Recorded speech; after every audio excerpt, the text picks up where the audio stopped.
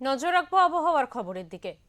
ব্যস্ত সপ্তাহের প্রথম দিনে সকাল থেকে কলকাতা এবং তার তৎসংলগ্ন এলাকার আকাশের মুখ ভার, কুয়াশাচ্ছন্ন চারপাশ। যদিও হাওয়া অফিসের পূর্বাভাস অনুযায়ী কলকাতায় আকাশ মূলত পরিষ্কার এবং মেঘ মুক্ত থাকবে।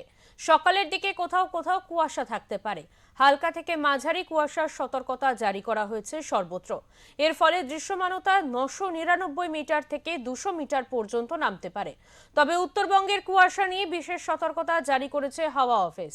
দার্জিলিং, কুচবিহার এবং উত্তর দিনাজপুরে সোমবার এবং মঙ্গলবার ঘন কুয়াশা থাকবে। দৃশ্যমানতা নেমে আসতে পারে 50 মিটারে।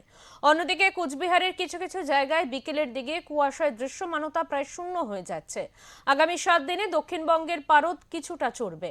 আগামী 3 দিন দক্ষিণের জেলাগুলিতে রাতের তাপমাত্রায় বিশেষ কোনো হেরফের হবে না, তবে পরের 3 দিনে 2 থেকে 3 ডিগ্রি চড়বে পারদ।